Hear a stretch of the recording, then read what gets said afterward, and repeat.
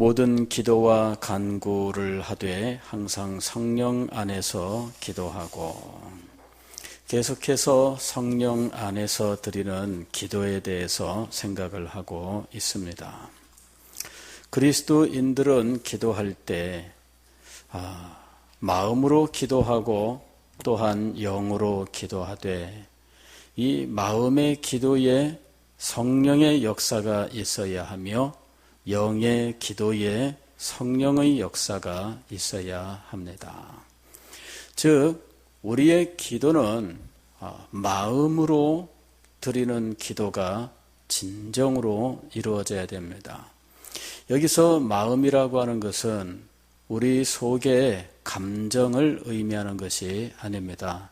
우리 말에는 마음 하게 되면은 감정을 가리키는 쪽이 훨씬 더 강하지요. 그러니까 이런 것들은 이제 뉘앙스라고 하는데, 이거는 그 단어의 그 의미가 이제 어느 쪽에 강조점이 있느냐 하는 거예요. 그러니까 우리나라 말에서 마음이란 말은 이 감정 쪽에 훨씬 더 치우쳐 있는 의미를 갖고 있습니다.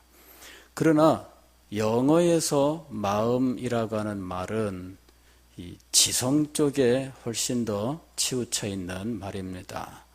그래서 성경에서 마음이라고 번역되어 있는 말은 대부분이 지성을 가리키는 거예요. 즉 기도할 때 기도에 분명한 이해가 있어야 된다는 거죠. 우리는 기도할 때 감정이 뜨거워져야 된다고 생각을 하는 거예요. 대부분의 경우에 정말 몰입하는 기도는 마음이 뜨거워지는 기도다, 이렇게 생각을 한다는 거죠. 그러나 우리의 기도는 먼저 우리의 지성으로부터 시작하는 거예요. 하나님이 어떤 분이신지를 분명히 깨달아 알고, 하나님의 거룩한 뜻이 무엇인지도 이해하고, 하나님의 나라와 하나님께서 이 땅에 이루실 크고 놀라운 일들에 대한 분명한 깨달음이 있어야 하는 거죠. 그래서 우리의 기도는 이와 같은 깨달음에 근거해야 됩니다. 깨달음이 없이 마음만 뜨거워져서 그것을 가지고 주체하지 못하는데 표현할 수 있는 길이 없다, 이러는 사람들이 참 많아요.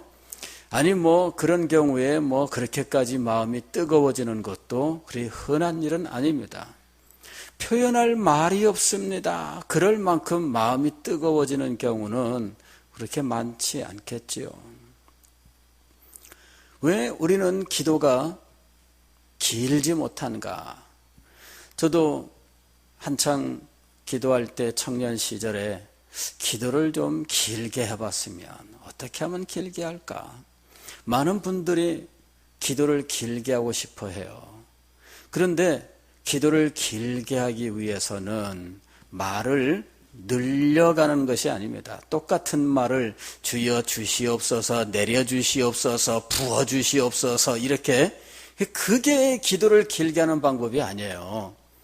기도를 길게 하는 방법은 하나님에 대하여 깊이 알고 많이 아는 거예요. 그리고 하나님의 뜻에 대해서 많이 알고 분명히 아는 겁니다. 그리고 그것이 그 사람의 마음속에 확신과 그리고 간절한 소망이 되어야 됩니다. 그래야 기도가 길어지는 거예요. 왜? 할 말이 많아져요. 하나님에 대해서 많이 알면 할 말이 많아집니다. 하나님의 뜻에 대해서 깊이 알면 할 말이 많아집니다. 하나님께서 이 땅에 이루기를 원하시는 크고 놀라운 일들에 대하여 분명히 알고 그것들을 마음속에 확신하며 열망하게 되면 할 말이 많아집니다. 기도가 길어지는 것은 바로 이렇게 참된 깨달음, 그리고 깊이 있는 깨달음, 또 넓고 분명한 깨달음에 근거하고 있는 겁니다. 왜 기도가 몇 마디 기도하고 나면 기도할 말이 없다고 하는 것입니까? 그것은 알지 못하기 때문이에요. 알지 못하는데 여러분 아무리 여러분이 길게 하고 싶어도 길어지지 않아요. 알지 못하기 때문입니다. 그래서 우리의 기도는 먼저 마음으로 드리는 기도가 되어야 합니다. 말씀의 깊은 깨달음이 기도의 근거가 되는 거예요. 두 번째로는 영으로 기도한다 그랬습니다. 즉 우리의 마음이 지성이라고 하는 것이 우리의 영혼의 이 전면에 있는 것이라면 동전의 뒷면처럼 함께 붙어 있는 것이 바로 영이에요. 그 영이 이 마음의 이 기도와 하나가 되어서 이 영이 하나님 앞에 기도해야 되는 거예요. 그런데 이 영의 기도, 마음의 기도가 제대로 드려지기 위하여 필요한 것이 무엇이냐면 성령의 인도하심입니다. 성령께서 그 사람 속에 들어오시고 성령께서 그 사람의 지성을 깨우쳐 주시고 성령께서 그 사람의 영혼과 함께 나아갈 때 그때 비로소 마음으로 기도하며 영으로 기도하며 라고 하는 자리에 나아가게 되는 거예요. 이런 기도의 세계를 알지 못하기 때문에 우리는 기도할 때 몇 마디 기도하다 그만 중단하는 겁니다. 성령께서 우리의 기도의 역사를 하시는데 하나님의 뜻을 알고 하나님의 뜻을 마음에 소망하며 하나님 앞에 이것이 성취되기를 위해서 기도하게 하시는데 그때 우리의 지성에 깨달음을 허락해 주시는 거예요. 기도에 있어서 말씀을 깨닫는 것이 얼마나 중요한지 우리는 여기서 알 수가 있습니다. 하나님의 말씀을 제대로 알고 제대로 깨닫고 제대로 배우지 못한다면 그 사람의 기도는 깊어질 수 없고 높아질 수 없어요. 하나님의 말씀을 깊이 깨닫고 그 세계를 가지고 있어야 돼요. 그리고 그의 영이 이제는 하나님의 말씀으로 이제 결합이 되어야 비로소 이 사람의 인격 전부가 하나님 앞에 기도할 수 있게 되는 거예요. 그런데 이 일에 성령의 역사가 있다 하는 겁니다. 우리가 신앙을 초자연적이다 이렇게 이야기합니다. 대부분의 경우에는 이 초자연적인 것을 잘 경험하지 못해요. 이유는 무엇인가? 마음으로 영으로 기도하되 성령의 역사가 우리의 마음에 우리의 영에 임하는 것에 대해서 알지 못하며 구하지 아니하며 성령이 역사하실 때까지 기다리지 못하기 때문입니다. 가장 중요한 문제는 뭐냐면은 알지 못하면 소망할 수 없고 알지 못하면 간구할 수 없고 알지 못하면 체험할 수 없다는 거예요.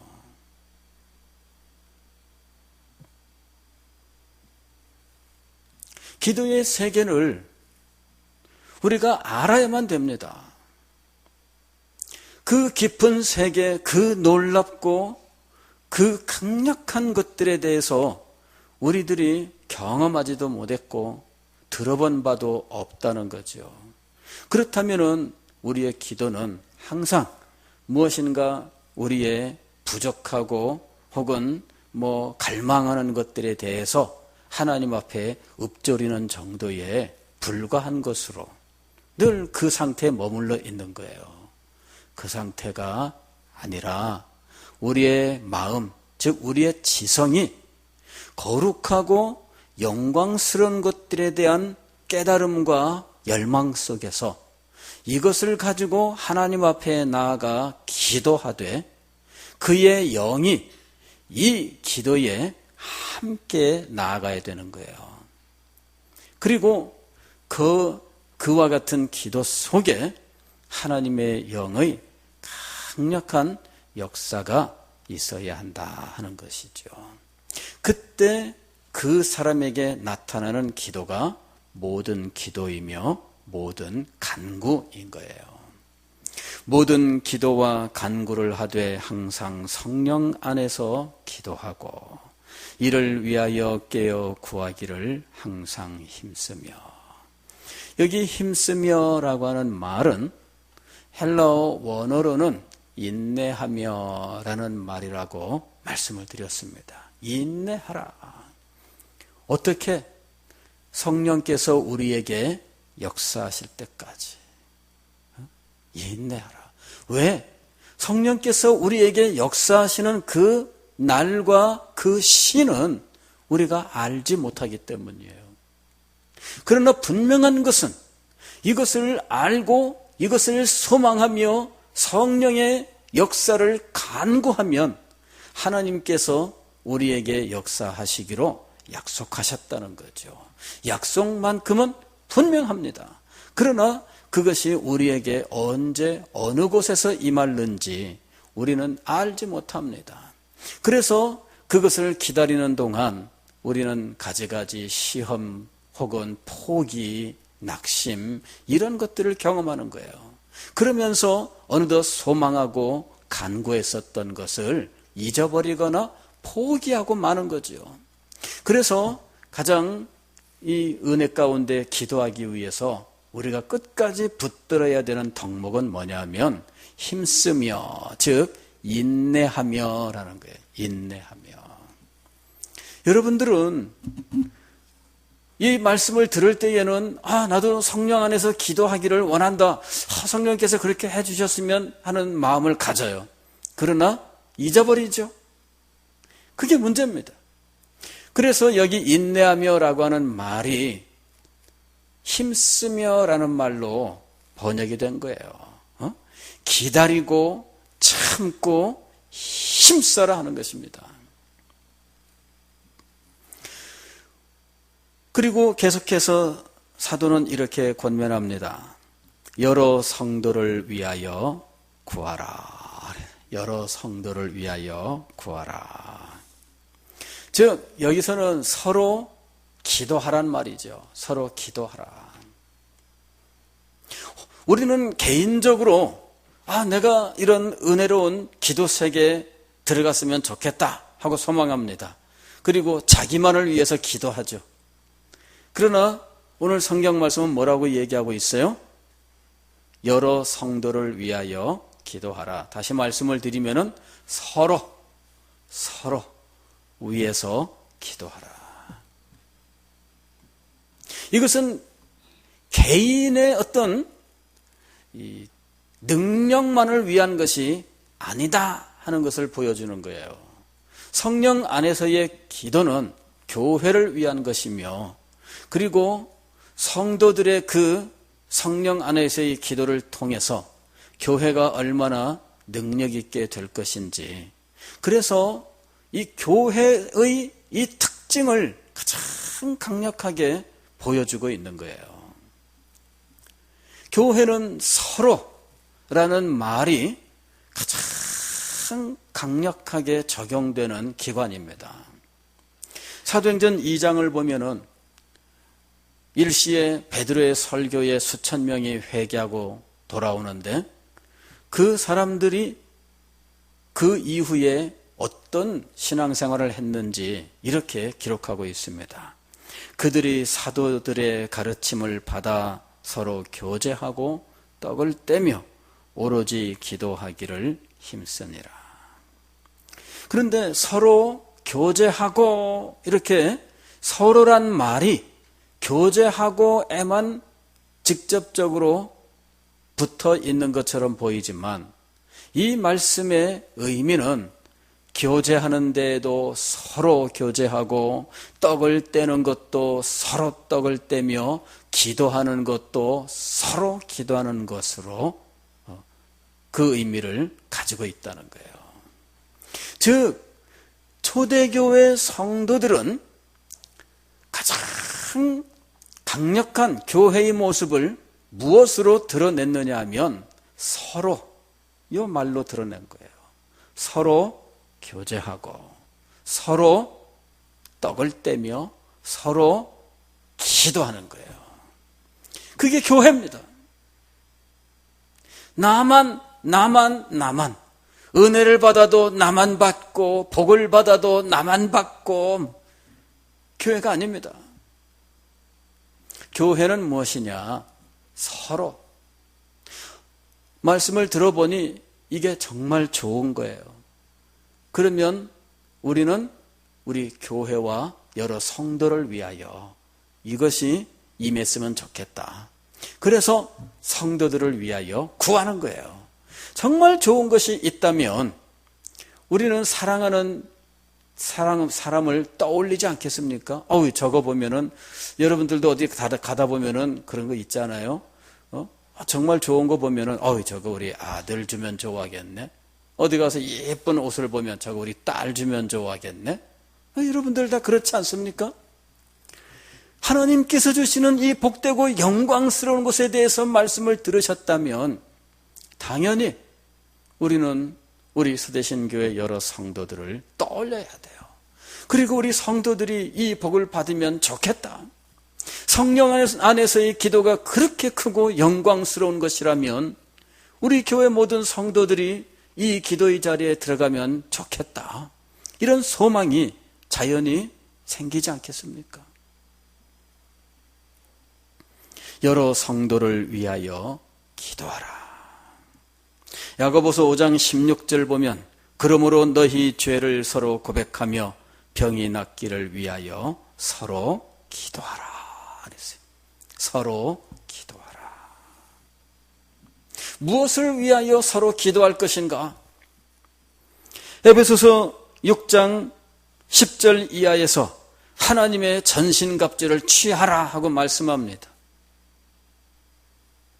즉, 우리는 하나님 나라의 영적인 군사로서 영적인 무장을 위하여 서로 기도해야 돼요. 영적인 무장을 갖추지 못했을 때 그는 군사로서 제대로 자기의 사명을 감당할 수 없습니다. 여러분, 군대를 안 갔다 오신 분들도 다 생각할 수 있는 거 아닙니까? 하고 가령 어떤 비상 나팔이 불면 그러면은 당연히 무엇부터 챙길까요? 당연히 전쟁하는데 필요한 자기의 개인적인 무기들을 챙기게 되겠죠. 철모는 어디 있나? 탄띠는 어디 있나? 대검은 어디 있나? 총은 어디 있나? 그런 것부터 챙기지 않겠어요? 그런 것도 챙기지 않고, 지금 현재 추리닝 바람으로 있다가 그대로 달려가서 전쟁터로 나가는 사람이 있겠어요? 그런 건 잘못된 거죠. 그렇다면은 자기가 무슨 일을 하고 있든지 하고 가령 경보가 울리기 시작하면 그러면은 막 달려 들어가는데 어디로 달려 들어가느냐? 자기의 모든 전쟁에 필요한 이 장비들, 그것들이 있는 곳으로 달려가게 돼 있어요. 빨래하고 있다, 샤워하고 있다, 화장실 안에 들어가서 앉아 있다, 온갖 그런 다양한 상황에 있다 할지라도 하고 비상 사이렌이 울리면은 이 사람들이 모두 한 곳으로 달려가게 돼 있어요. 자기의 모든 소위 말하면 군장이라고 부르는 것이 있는 곳으로 가는 거예요. 거기로 막 달려가서 옷을 입고 그 다음에 필요한 것들 여기다 딱 걸치는 거예요. 철모도 쓰고 여기다 탄띠도 두르고 별거 다, 그리고 총을 들고 그리고서 막 달려 나오는 거예요. 그것이 영적 무장입니다. 그런 영적 무장에서 제대로 갖추지 못하였다면 어떻게 될까요? 큰일 나죠. 가끔씩 비상을 걸어서 점검을 하는 일이 있어요. 그러면은 사람들이 막 정신없이 막 챙겨갖고 나오는데 시간을 정해주거든요. 그래갖고 탁 하니 그 시간 딱 되면 끝! 그래요. 집합해 놓고 나서 하나하나 점검합니다. 제대로 갖고 왔나 안 갖고 왔나. 워낙 급하니까 무조건 챙겨 들고 나오는데 눈속임으로 막 하고 나오는 사람들이 있어요. 하나하나 점검하면 다 들통납니다. 뭐 너 이거 왜 못 빠졌어? 정신을 어디다 두고 있는 거야? 이래가지고 너 전쟁 나면 살겠어? 그 사람 다 옆으로 나와. 제대로 안 갖춘 사람은 어때요? 따로 교육받아요. 따로 교육받는다는 것은 죽어난다는 말입니다. 예. 제대로 안 갖추면. 그래서 이 제대로 갖출 수 있도록 서로 도와주는 것이 필요한 거예요. 아직 신병들은 제대로 챙기지 못합니다. 시간 내에 챙기지 못해서 그냥 뭐 신도 제대로 못 신고 이거 뭐 제대로 뭐 이거 챙기지 못하고 막 들고 나와가지고 막 정신없이 그냥 막 둘르느라고 막 그럴 때 고참들이 조금만 도와주면 쉽게 할 수 있는 거예요. 그게 서로 하는 겁니다. 그것이. 그런데 뭐 나는 뭐 잘하니까 그러면서 자기만 잘하고 딱 하고 있는 거예요. 그러면은 이 못하는 애들은 어떻게 될까요? 못하는 애들 어떻게 되겠어요? 우리가 성도들을 볼 때 성도들의 영적 무장을 위하여 기도하라. 주변에 보면은 어떤 사람은 물론 영적으로 준비가 잘 된 사람도 있겠지만 그러나 아직도 여러 가지 면에서 부족한 사람들도 많이 있습니다. 그 사람들을 위해서 기도하라. 두 번째로는 모든 성도들이 성령 안에서 기도할 수 있도록 위해서 기도하라. 나만 아니라 말씀을 들어보니까 여러분의 마음속에 성령 안에서 기도하고 싶다 그런 마음이 생기지 않겠어요? 그렇다면 여러분만이 아닌 즉 나 혼자만이 아닌 우리 교회 모든 성도들이 함께 이 자리에 이르렀으면 좋겠다. 그 소원을 마음속에 가져야 되는 거예요. 그리고 그것을 위해서 기도하자 그 얘기입니다.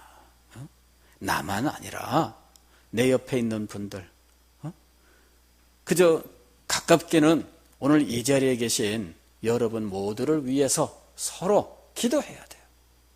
아니 조금 더 나아가서 우리 이 자리에는 오시지 않았지만 그러나 기도하기를 원하는 성도들이 참 많을 거 아니에요.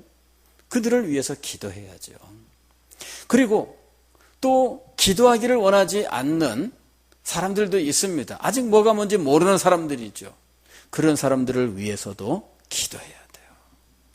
교회의 가장 중요한 특성은 바로 이 서로라고 하는 두 글자, 바로 여기에서 드러나는 거예요. 교회의 가장 아름다운 모습은 바로 이 두 글자에서 드러나는 겁니다. 서로. 이 서로라는 이 말이 교회 안에서 아름답게 이루어진다면 그 교회는 정말 아름다운 교회로 성장할 겁니다. 그러나 서로 이 글자가 이상한 데 적용돼요. 서로 미워하고 서로 질투하고 이렇게 이상하게 적용되면 그 교회는 제대로 성장할 수 없죠. 사랑하는 성도 여러분, 여러 성도를 위하여 기도하라. 우리는 서로 기도해야만 함께 세워지는 한 교회 성도들입니다. 서로 돌봐주지 않으면 설 수 없는 관계를 가지고 있습니다. 그래서 우리는 가장 좋은 것들로 서로 채워줄 수 있도록 위하여 기도해야 하는 것입니다. 이 밤에 여러분 함께 기도합시다. 그리고 서로를 위해서 기도합시다. 이렇게 크고 영광스러운 기도의 세계가 있다면 서로 이 은혜 가운데 들어갈 수 있도록 기도하고, 그리고 기도 응답을 받아 서로 그 은혜 자리에 들어갈 수 있다면 주님께서 우리를 통해 이 땅에 이루시는 일이 결코 작지 않을 것입니다. 놀라운 역사가 서로 기도하는 가운데 우리 중에 나타날 수 있기를 주의 이름으로 축원합니다. 기도하겠습니다.